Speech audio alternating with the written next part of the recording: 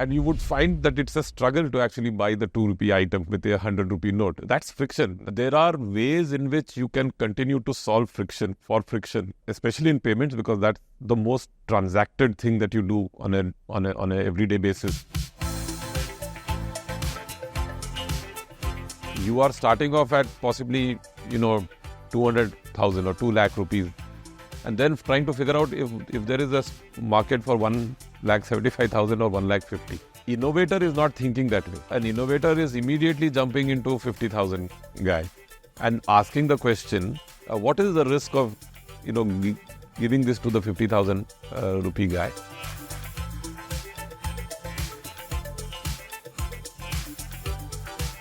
Thing to try out when you want to do disruptive innovation is to go for the mass market rather than the niche. It's like that old thing, cars came in as disruption, but cars themselves didn't disrupt initially.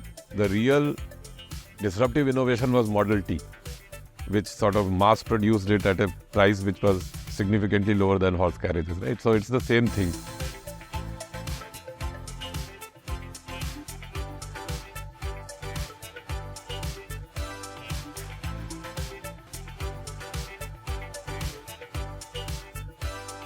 In the last 15 years, India has emerged as a superpower in the digital space, and we are pioneers in the global stage. Along with emergence of digital in the economy, we've seen emergence of a very strong digital financial services sector, and particularly fintechs. In today's episode, we will explore how fintechs have emerged, what has been their history, and what is the impact that they've been able to have in the entire space. Joining me for this conversation is Subrat Mohanty. Subrat, welcome. Subrat is Executive Director at Axis Bank. Amongst other things, he also looks at the technology and analytics functions at the bank. And he is a veteran in the digital space. Subrat, thanks for joining us, and we look forward to a great conversation. Nice being here, Samir. So Subrat, let's start a little bit with the evolution in history. What happened and what drove the emergence of this fintech sector? I mean, in a way, if you look at it, finance is largely fintech for a long time. I mean, when you do a transfer of money now, and maybe even 60 years back, since the time of, mainframe and COBOL coming in a big way, actually the funds were never moving. It's just the digits moving between one bank and the other. The funds possibly would move much later. So largely, I would say that in each phase of, the broader computer revolution, whether it's the original mainframe revolution or then the microprocessor revolution, and then we had the initial, PC boom followed by internet boom, the finance industry has continued to keep pace with it, and different models have emerged. But I'll say that in the last 15 years or so, the one big change that happened is what you might call the classic, disruptive innovation in finance. By the very definition of disruptive innovation, the large financial, organizations were focused on sustaining innovation, which is going to the best of their customers, finding better value for them, continuing to innovate within that paradigm, improving workflows and so on and so forth. And that thing happens that if you continue to focus on that, then there is a possibility of disruptive innovation. Some of this was a playbook that a lot of startups picked up from the disruption in the telecom space, where largely the disruptors saw the telecom providers as providing underlying pipes, in some sense thereby commoditizing them, and building all kinds of customer-facing, value-adding, platforms on top of that. And in some sense, all that the telecom provider was therefore providing was a basic infrastructure that was reliable, and in some sense supporting this through large investments, whereas all the nice, cool customer interfaces were taken by these players. And therefore, I think a lot of them then were starting to look at what is an adjacent kind of a innovation that you can bring in which other industry. And financial services looked quite good that way. And also the fact that you had the smartphone coming in at that point in time allowed you to start to think about this very differently from the earlier paradigms. And therefore, if you look at it that way, banks can be viewed from outside as someone providing utility, largely two utilities. Bank is a provider of risk capital because banks are the only regulated entity who are allowed first to have a certain equity and on the back of it take deposits and then use leverage to be able to, offer that to people who want it. And the second value that banks bring is the ability to assess who to give and therefore assess the risk.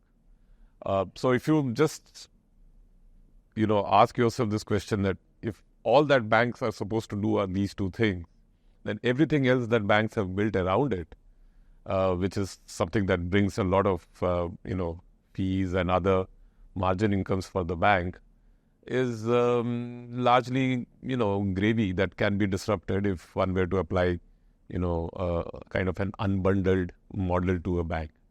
And that's really what happened. So if I were to look back at this, back in 2010 or 11, there was that famous software will eat the world, essay by... And banking is necessary, banks are not. Banking is necessary, banks are not. I mean, two very important statements. Yeah. I mean, software will lead the world was Mark Anderson's statement. And Anderson himself has always owed his debt to, Christian Claytonson, who actually wrote the original book on Innovator's Dilemma.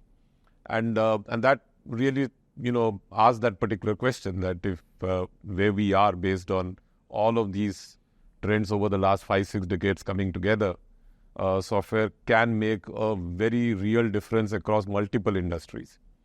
And then there was that very famous, maybe back in 2013 or 14, a chart that showed, JP Morgan as a business. Yeah. And all the things that you can nibble away around this business, which is essentially how fintechs or startups can start having banks for lunch.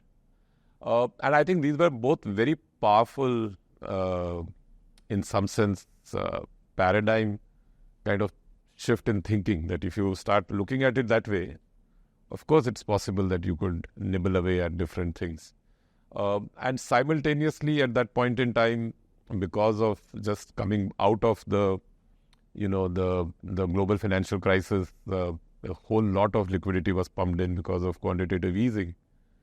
You did have a fair amount of liquidity in the world, and that liquidity was finding its way into new forms like venture capital and private equity firms who were then willing to back, in some sense, risky investments.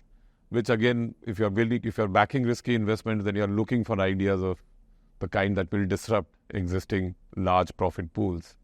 So I think it was a coming together of a lot of these things, which led to a boom in, the fintech kind of space back in 2010 or 11. But like I said, the history of it has been in a bit, kind of a continuous pattern. There were some discontinuities. One of the discontinuities was back in 2011 or 12.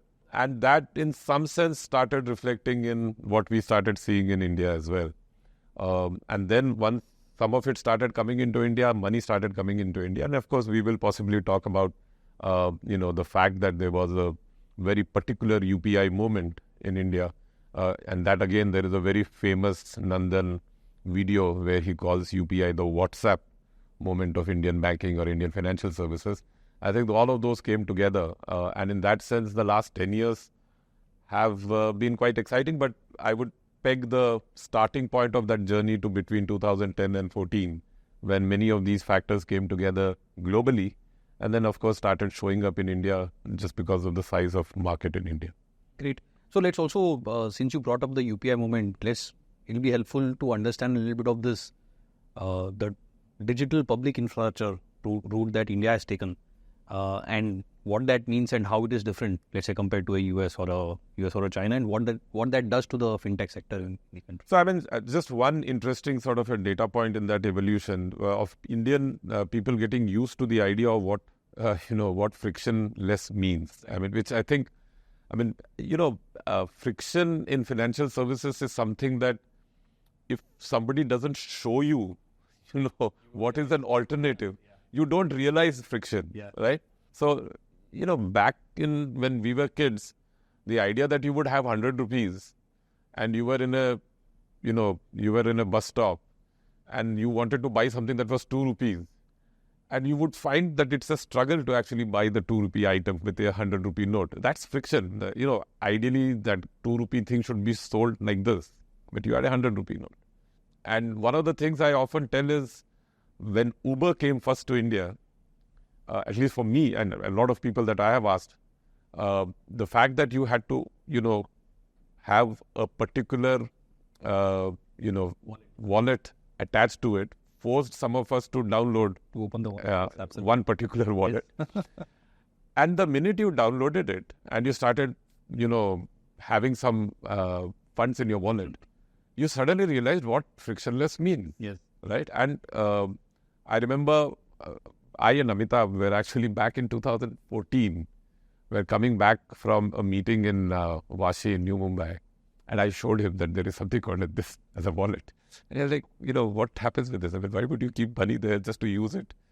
And then, within a week, he downloaded it. And then he started using it. And he said, actually, there is such a big difference in what frictionless means. So anyway, I think that, people don't appreciate friction in financial services till they see the non-friction model, and maybe we'll double click on that. But to take friction as the starting point to, segue into the digital public infrastructure.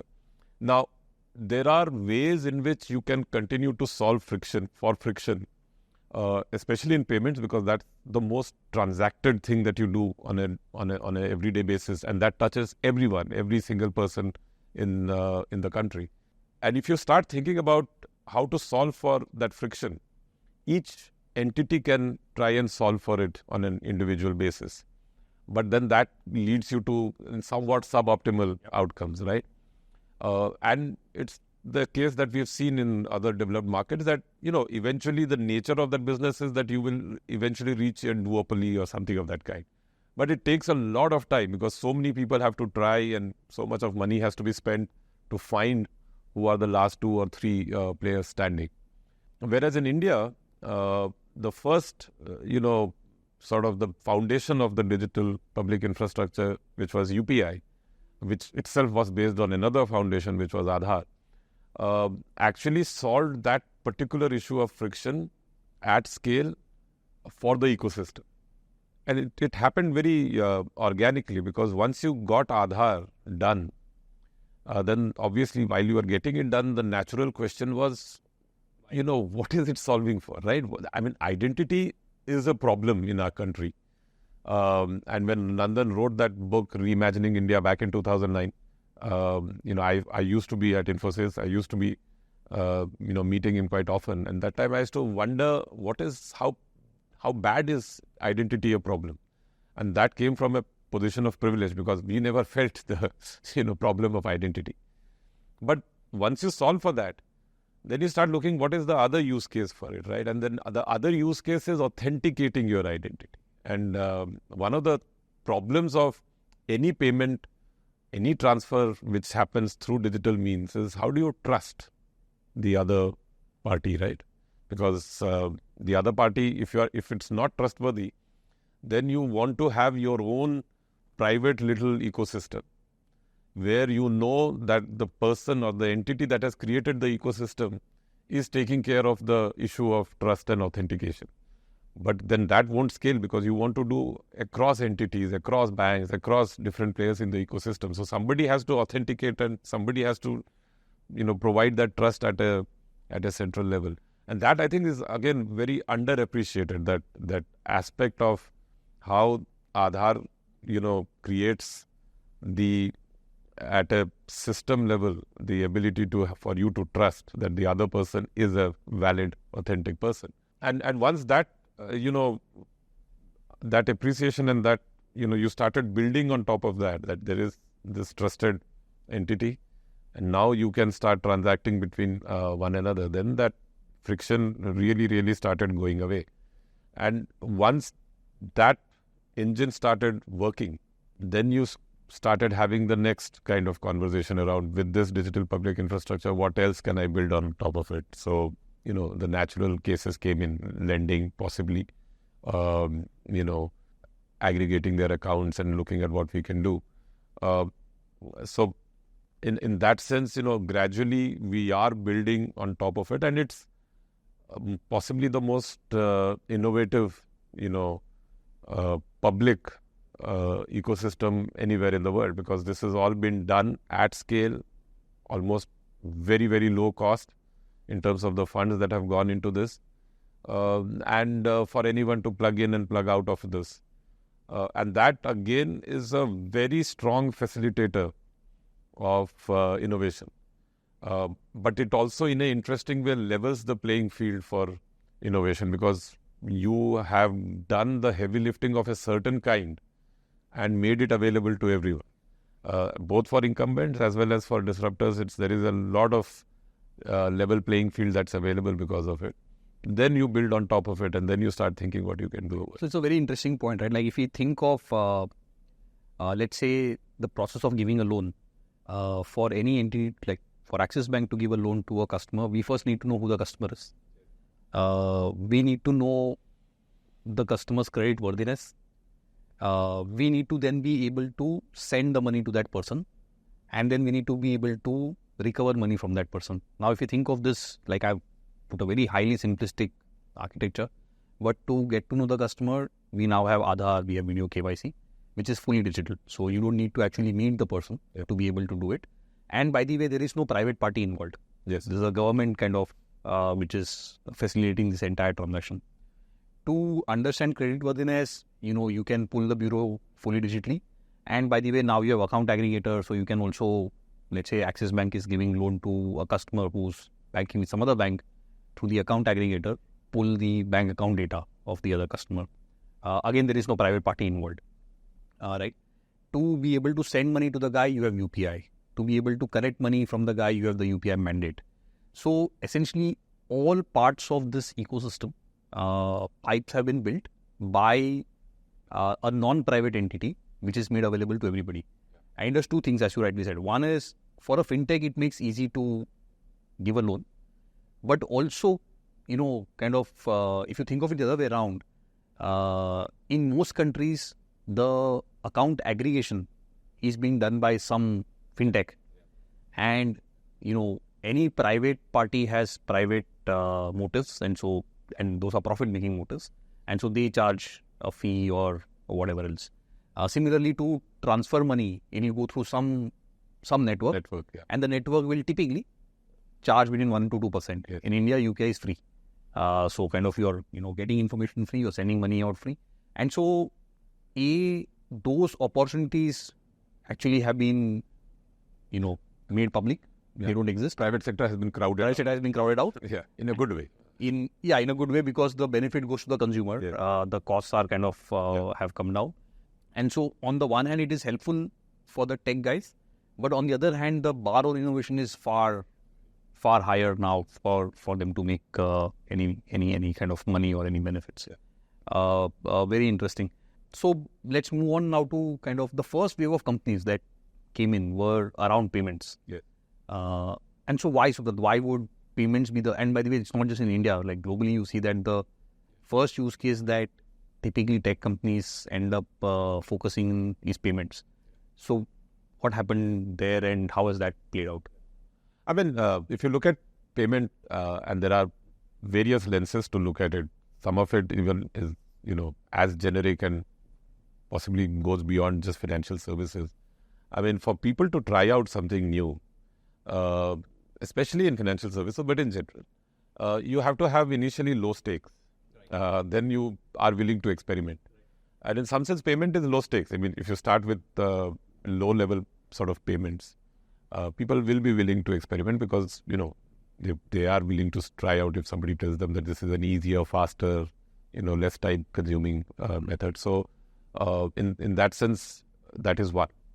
Second, payments are the most transacted or the most sort of, attempted things on a everyday basis. And therefore, if you were to, do something in which you can get some scale, where you can then, figure out exactly what kind of, again, going back to that theory of it, the thing to try out when you want to do disruptive innovation is to go for the mass market, Right. Rather than the niche, because the niche is already focused on by the customer. It's like that old thing, cars came in as disruption, but cars themselves didn't disrupt initially and didn't replace horse carriages, because initially cars were more expensive, way more expensive than horse carriages. The real disruptive innovation was Model T, Right. which sort of mass produced it at a price which was significantly lower than horse carriages, right? So it's the same thing. Payments is where you can get that kind of scale. You can have a lot of transactions, because then you can, figure out and you can try out different things on that. So that was second. And the third is it was rife with friction.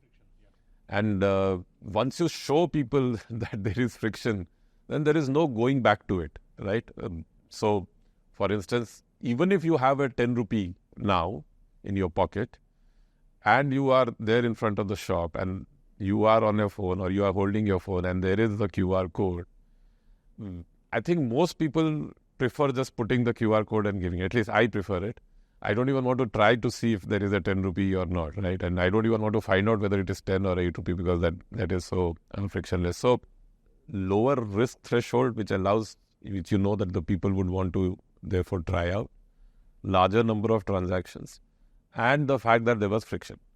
And in some ways, you could demonstrate.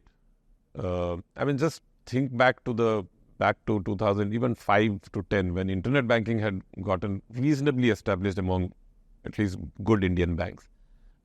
Adding a beneficiary, and then even for 200 rupees, for large amounts, you can still take the, pain of it. But even for 200 rupees was a cumbersome process. And if you just go before internet banking days, then it was even more. You had to go to the branch and do multiple things before you added a beneficiary, right? And then you reach a situation, in 2015-16 when, you could do that almost instantly, is a significant sort of, journey in terms of making it frictionless. So the value could be very easily perceived by the customer. And it was a value that was not very tangible in terms of, whether you are actually saving money. There was no saving money. But it was so clear and so easy that people continued and wanted to try it more and more. And those players who were able to, just focus on the fact that we can make this available and we can show value. Forget about whether we'll make money out of it now in future. Really double down on it, right? And use the UPI platform to show that. Whereas again, in a classic case of the incumbent, the core question was, what is the value of this from a bank's perspective, right? Are we making any extra money? Just by making this, what is the extra, value that the bank is getting out of it? And which is where that one bus was missed the whole platform was available for any bank to also do it at that point in time. Absolutely. But the thinking and the mindset, it is a classic case study of the incumbent continuing to optimize their workflows for that core customer base, rather than saying that why can't the vegetable vendor in a way be my customer, because you don't think of it that way. Whereas at least 3 or 4 players who were not banks and who had access to capital went and, totally took that space away from banks. And that was a signal lesson for both parties, for banks as well as for them. Right. But yeah, I think payments had multiple reasons for it to be the first one to go off, and it has happened elsewhere in the world as well. Yeah. And payments is perhaps a space where the promise of digital has genuinely kind of borne fruit, right? Because if you look at UPI volumes, they are more than 10 million a month, and basically, wherever you go in the country, and every person is actually using a UPI, and making transactions regularly. So Indian democratize financial services, Indian democratize, and kind of it has reached now, along with maybe Jandan, it has reached now, pretty much every Indian in the country. Yeah. And again, the way I look at transactions, see the volume and the speed of transaction is in some sense a good indicator of the health of the economy. Because what that means is people who are both willing and able are able to do this with very low friction. And sometimes if you do not provide this, you might actually be losing out maybe a 50 or a 75 basis point of GDP growth. Correct. Because of the friction and the fact that people who might be otherwise willing do not have the access or the speed at which they would be able to do this transaction. So in that sense, you are right, both in terms of its promise and in terms of how much it has done. And which is why I don't get surprised when people say that the total volume of cash or currency in the market has now gone beyond what it was prior to demonetization. Listen, the two can coexist. There are different use cases for both. And the fact that this is going up largely means that there was a lot of demand which was getting subdued because of friction. And the friction has unleashed that quite so much that is going through. Cash going up is a different sort of a reason, and it continues to go up because there are other use cases. Sure. No, it also has second order, third order. Like as an example, the more usage of UPI, the more formal the economy, as an example. Sure. And so it has many second, third order implications as well as the ability to have a good sense.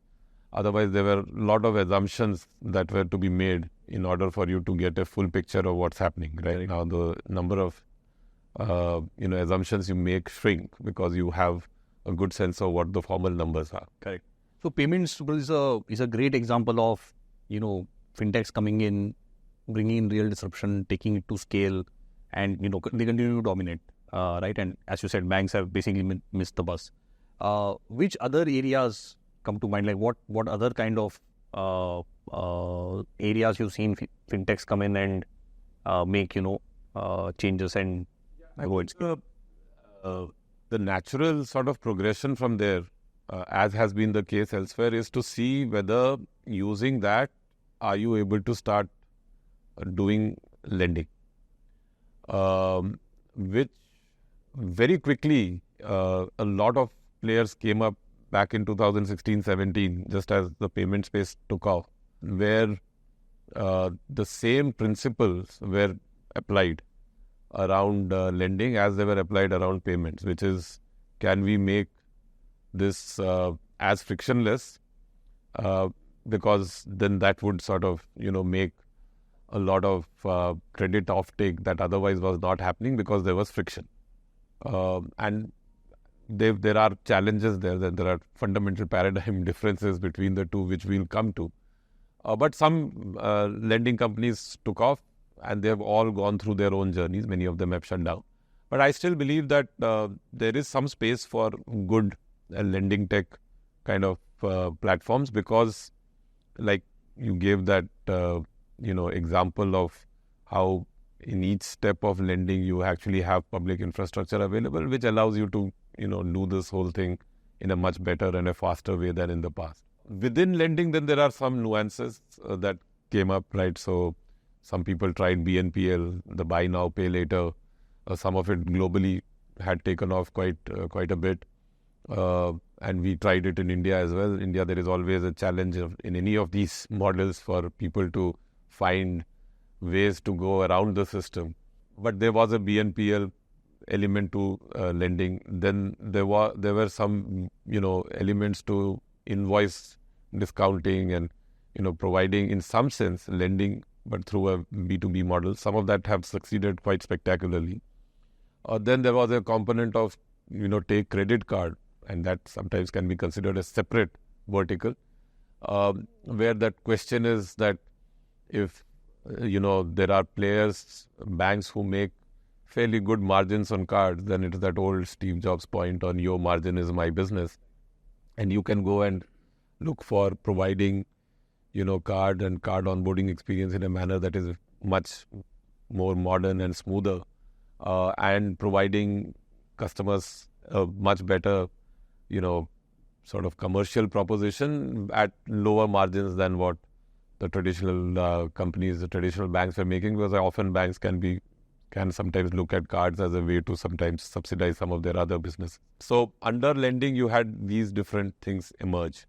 Again, fairly similar to some of the patterns seen outside of India. There was BNPL, there is invoice discounting kind of models, and various kind of modern card companies also came up there. The other one, which was kind of, attractive for a lot of startups, were in the space of wealth tech, which is largely to say that if one big disruption in wealth tech was the emergence of passives. So the Vanguards of the world, where they became the largest, fund managers, because all they told was, we will continue to invest passively, and those returns often beat the actively managed portfolios, especially actively managed portfolios of the kind which were smaller in terms of ticket size, not the structured finance kind of or structured product kind of a space.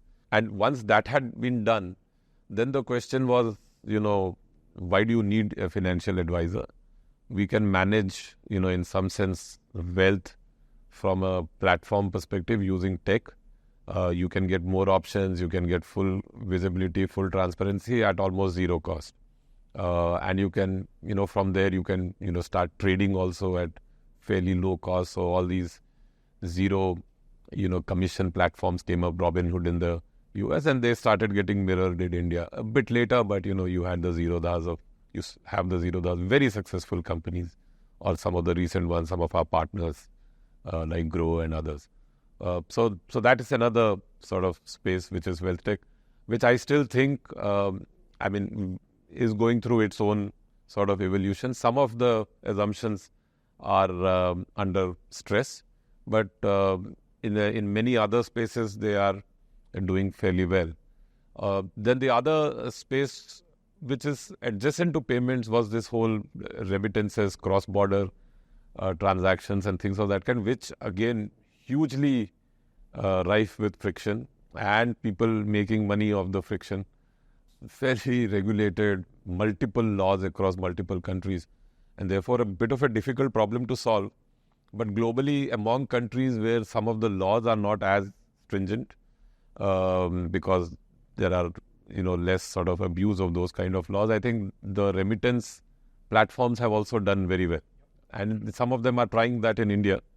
We'll see how that works out. But again, there is a particular problem there which is high on friction, which can be solved there. So that's another sort of adjacent space to payment. Then you of course had the neo banks, which is essentially saying that, going back to that old point, that instead of nibbling everything, why not become the core bank itself, which is like a digital bank. Whether we get a license or not, let me make a start by working with some other bank, but let me start building some muscle around how to manage deposits, how to get customers to open accounts through me with a bank at the back, or how to sort of in some sense manage ecosystem around the deposit, like third-party products, insurance, helping them with opening a demat account, getting them to start having mutual funds and things of that kind. Again, fairly bold in terms of what aspirations you are carrying, because a bank is a bank is a bank. I mean, it's not a thing that you can easily get in and get out, and it requires a very different sort of focus and capital requirement. But people again have tried this, because globally there have been banks that have started digital first, which over a period of time has been recognized, and then regulators have started giving separate licenses for digital banks themselves, which is something that is, people hope that might possibly India might go down that path if other models are successful globally. So that's the other one, which is neo bank. And then you had the adjacent to banking kind of technology, so InsurTech, InsurTech had its own different ways. So there are players who are InsurTech who actually make the insurance product and have the insurance license. Then there are InsurTech players who actually essentially are, using technology to provide a brokerage service of multiple products with the right kind of comparisons and things of that kind. And similar paradigms for, life, general insurance, as well as in some cases for lending, where you can compare, contrast, all the Paisa Bazaars and the bank bazaars of the world. So that's another last part of it, where you provided comparison information and then provided customers the platform to possibly purchase this. So that's a fairly large, sort of spectrum of players. And India has, in my mind, I think we have like 7,000-8,000 fintech companies. 6,000. 6,000, okay. Last heard. Yeah, I think these days it's not going up, it's coming down, I would say. Or maybe 6,000. Yeah. I think fairly well represented. I think we have across all of these, fintechs operating across the spectrum. In that sense, fairly healthy in terms of pushing and making sure that incumbents are staying alert. So, Subrat, if we look at all the categories that you spoke of, so there are categories like payments, broking, another area, right, where actually the quote-unquote fintechs, which is the new entrants, actually dominate, which means that in the top 5 players, actually you will find 2 or 3 fintechs, right? Also to some extent, some of these distribution businesses, insurance distribution or loan distribution, the kind of take the DSA model offline to online and, get multiple lenders to come and show their propositions and, so on and so forth. So these are some areas where we've seen either fintechs really kind of scale or dominate, or at least, get to some reasonable scale and be a healthy participant and so on and so forth. And then there are areas like, let's say, lending, neo-banking, remittances maybe, where the interesting place, for sure there is no winner takes all. And the movie is still kind of maybe 15-20% done, right? Like, nobody can come and say that, look, this is a great model that plays in this space. So are there some fundamental differences here in as to why folks have succeeded here versus here has been a little bit more of a struggle, and you see how this evolves further? You can also weigh in on this. See, one way to think of this, and maybe a glib answer, is that fintech has both fin and tech. Wherever there is more tech than fin needed, it seems like, in those places, fintechs, as we define them, seem to be doing better. Where there is more fin needed, and tech is needed, of course, but the depth of fin that is needed is of a different order, which also means that regulations and compliance requirements and everything as part of the design, etc., have to be thought through. Will naturally have somewhat of will be a bit of an uphill climb for these. But that's possibly a glib answer. But in a way, like many glib answers, has fairly good element of truth in it. Right. The other area that kind of worth thinking about is there are businesses which are operating leverage based, which is you kind of put some technology, build like great use cases, and then you put it out there and you can scale. You iterate, and then you hit, and you then can really scale, right? You can scale up. And there is no constraint to scaling. Yes. And then there are businesses where there are some constraint to scaling. Yeah. So if you're lending, then capital becomes a big constraint, right? You can't. Or if you're taking deposits, then you need that customer trust. You need to kind of have. And even there, capital becomes a constraint. Capital becomes a constraint. Or if it is remittance, then kind of the regulation is really, really onerous. Every country is a new kind of a thing. Maybe that's why kind of you see this kind of a No, I think the operating leverage, I was going to come to that. So the operating leverage is a very good reason why some of these sectors do tend to be more amenable. Of course, the fact that there is operating leverage also means that at least in India, because of the digital public infrastructure, you don't get any reward for that operating leverage. So unless you take the risk or in the capital, which is a constraining factor, the fact that there is no constraining factor also means that there is no reward for that kind of, unless you start using that operating leverage to start selling things that have some risk attached to it. But that's true. And again, in some of these, the path dependence also is an important part, right? Yeah. So you had payments because of what we mentioned, banks initially staying out of it, thinking there is no money to be made. So what's the point of the whole thing? Meant that others came in and took that space. And there you could have argued that if banks would have gone in with the equal amount of, fervor and with focus, they might have possibly been able to get similar. But by the very nature, they wouldn't find it interesting. In some of the other, like if you look at brokerage, I think there are a couple of things happening there. One is there is a belief that someone who's not themselves actually making the product and therefore providing you a bouquet for you to select and doing it in a manner that is very transparent does tend to take that space of that we are providing you the best advice. And that sort of, if you play that game well and you build it up, you can actually have a reasonable scale, although customer acquisition costs are high there also. Right. But once you build that up, that happens, which is the case with some of the, these aggregating platforms. In some others, like the discount, brokerage, online brokerage kind of a model, there I think the use case has been that you have been able to draw in, apart from the regular traders who needed as low a cost as possible, and you were able to supply that. But you could also draw in a whole lot of new customers who wanted to play this, but play this in a way which is very, very frictionless, easy, immediate, and so on and so forth. And that I think has been the case with at least the retail brokerage space in the equities markets and in some of these players that we've got now. I would say in that sense, some of them have actually expanded the market, got new customers in because of a particular innovation. And if you do that, eventually you make money in that, because you are actually getting a very new and a different set of customers coming in.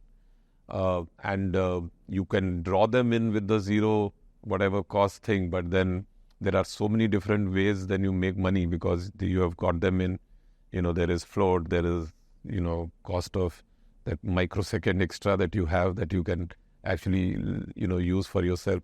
So I think in that spectrum, there is some first mover advantage. There is some place where there is a trust-based model because you are acting as an independent entity which is providing, comparison, independent advice and stuff of that kind. And then there are players who have drawn a completely new set of customers in and therefore deserve to, scale, get the kind of revenue that they have gotten in. All three kind of models have been there in terms of how they have scaled up. Great. So Subrat, if we move on a little bit, if you go to any of these spaces, you will find that if you take a fintech versus, let's say, a bank, you will see typically that the fintech is doing far more volumes, but at significantly lower ticket sizes. Versus in the bank, it will be the other way around, right? Like even if it is, let's say, SIPs, you will find kind of what the ticket size of the SIP is much lower there, ticket size of SIP is much higher here. But if you take loans, like, in the last 4 years or so, the number of loans which are less than 50,000 rupees has gone up dramatically. It is now like 60-70% of the loans dispersed. Right? But the value of loans actually is not that much. It is very, very small. Exactly. It is a very small number, right? So it is very, very kind of disproportionate if you kind of think of this. Yeah. So 2 questions. One is, why does this happen? Question number 1. Question number 2, what does this do to economics? So see, why does this happen? When there are 2 sort of conceptual frames to use here, right? One reason why it happens is because the larger players do not serve this. In their own wisdom, having seen what they have seen, they feel that, at the marginal cost of reaching to that customer, vis-a-vis the marginal value that you derive, is not worth it. And this is a thing that a large organization is playing every day. Somebody within that organization, one of the business owners is checking, Right. what is the marginal cost, what is the marginal value. But you are starting off, say for instance, in personal loans. You are starting off at possibly, 200,000 or 2 lakh rupees. And then trying to figure out if there is a market for 1,75,000 or 1,50,000. Right? And by the time you discover that and you think there are markets and things of that kind, you have taken your own time. Now, the innovator is not thinking that way. Right. Because for the innovator, for the 2 lakh guy, there are already so many options, they already have a bank. So an innovator is immediately jumping into 50,000 guy and asking the question, what is the risk of, giving this to the 50,000 rupee guy? And I might lose money in the first 100,000 transactions. But I mean, what is fundamentally wrong in this segment? Because if I manage it well, then after the first 100,000 customers, and I have a base, and I have been able to, in some sense, manage my fixed cost with that, I should be able to start making money from the next customer on. And this is a very different way of thinking. For larger players, your ability to slide from the 2 lakh to 50,000 is a huge, huge risk, which you don't want to take, because, when you take it and you fail, you are asked and held to a very different level of scrutiny as to why did you fail. Even if in the material scheme of things, it might not make any difference. But that 1 quarter or those 2 quarters, when you show that there is a problem here, can lead to all kinds of questions. Whereas for the disruptor, I mean, there is no downside, right? So there is from a conceptual framework perspective itself, this marginal cost versus marginal value equation just doesn't work for a large player. Right. And therefore, they don't find this. And in many ways, if you read that original C.K. Prahalad piece on fortune at the bottom of the pyramid, in a way, the push there is, you just jump in. You will find a fortune, right? But, it's when you are running a business on a regular basis, that leap is a very difficult leap to make. It may also be, the other thing is, like if you take an incumbent, there are rigid cost structures already built in. Yes. Right? Whereas if you are starting new, you can rethink. You can rethink the entire cost structure. You can say, no, I want to serve this segment. So let me use the constraint of that and start thinking back. Exactly. Absolutely. So that again, that makes a very different, when you put that constraint up front, and that's the only business you are going to be, then you will rethink every single element of cost, right? And then figure out how to fit it within that cost. Yeah. Although when capital was surplus, there was no need to do that. So that comes to the third point, Yes. which is perhaps also kind of a little bit more of the reality, which is in many ways the outcome is this, perhaps because the institutions were chasing different goals. Yeah. One set of institutions were chasing this number of customers, Yeah. how many am I getting into my fold type of a goal versus another chasing am I making profits and am I sustainable type of a... I think this, there is this, there is this thing called, mimetic desire, that you see somebody else doing something and therefore you feel that should be done by you as well. And I think in the broader digital and startup space, the one large mimetic desire is this idea of the Amazon flywheel, right? And a belief that all of us can create the Amazon flywheel, yes. right? And the Amazon flywheel is essentially this idea, right? That I will get as many customers as possible, and I'll lose money on them when I get them, but I give them superior service, just service of the kind that is unbelievable.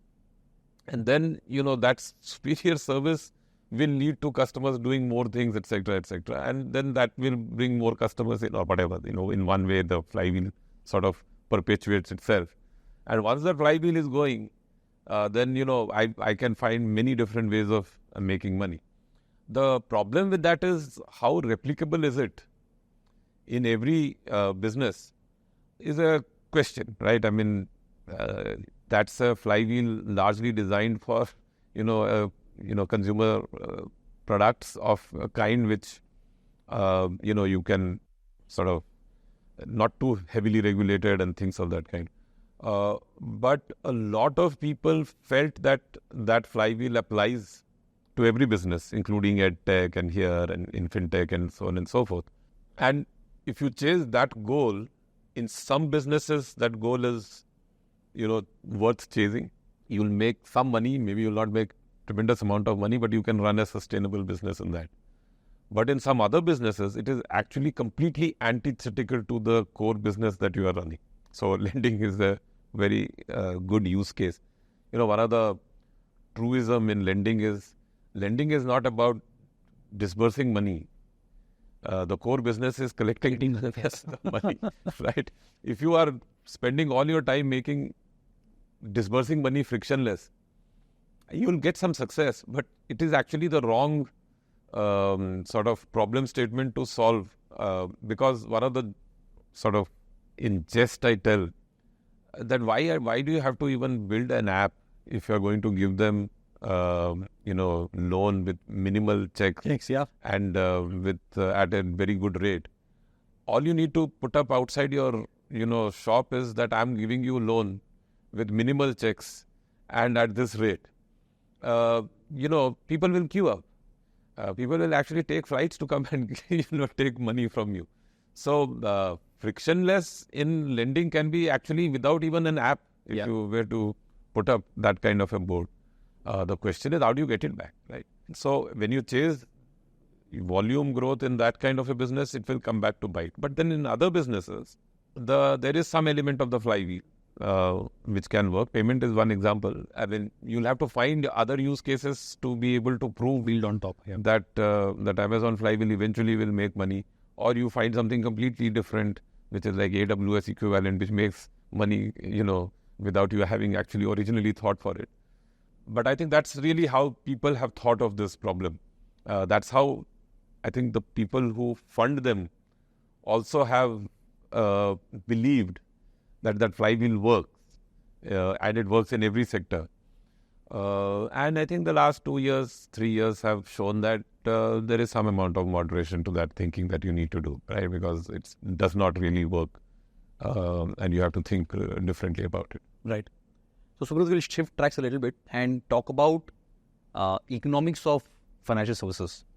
And, there is this general belief that financial services makes a lot of money and it's kind of, it's a very attractive business and so on and so forth. So let's take savings accounts.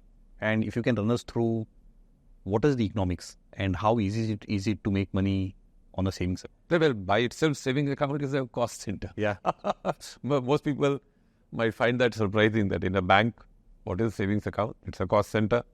You get that, you have the burden of finding, firstly, you get a customer whose 100 rupee you are keeping. And so there is a burden of keeping that 100 rupees safe, which is a cost. Some part of that burden you have to sort of keep aside some amount of that money, because that's from a regulator perspective, you have to keep that money aside because... And you have to insure the 100 rupees. And you have to insure the 100 rupees. And then you have to provide services because he will need a debit card, he will make payments. You have to send a check, you have to... take a checkbook. They will have debit. Firstly, for getting that 100 rupees, you have to spend money. Yeah, to acquire the customer in the first place. So someone who's doing only deposit taking is actually just in the business of social service, right? Sure. Because everything else is cost. Sure. So, maybe not savings account. Let's take a loan. Yeah. So I'm coming to that. So, and therefore, from there, then you have to start asking yourself this question that, money is a scarce resource in the world. Not everybody gets it. And unfortunately, it's also doubly scarce when you bring the element of timing to it. Somebody needs it at that time, right? And that's largely the bank's role, right? The fact that on one hand, there is money that it has been able to collect, although theoretically that's not right. But let's leave the sort of classical economics to some aside for a point in time. Somebody wants to watch how banks function and how, lending is the one that creates a deposit. You can see some of our old episodes in this channel. But once you have that, then you have the opportunity to find the timing of it, right? And who's wanting it. So you then find someone who wants a loan. And even there is a cost of acquiring that customer who wants a loan, because you are not the only monopoly in town. There are multiple players vying for that customer, because multiple players also have collected money and are sitting on it and are trying to figure out what is the way to service or use this money for the best. So there is a cost of bringing the customer into the funnel, which is to say that please come, I will give you a loan. And once the customer is in the funnel with an interest for availing that loan, then you have the operating costs of bringing the customers through. And this is not trivial. When you didn't have all of the digital means and the loan was something which was required for something larger like a car or a home, and that's true even now, you have to go through a series of checks in order to be able to figure out whether this person is actually firstly in the market to buy that particular product, and then secondly to be able to underwrite this person, right?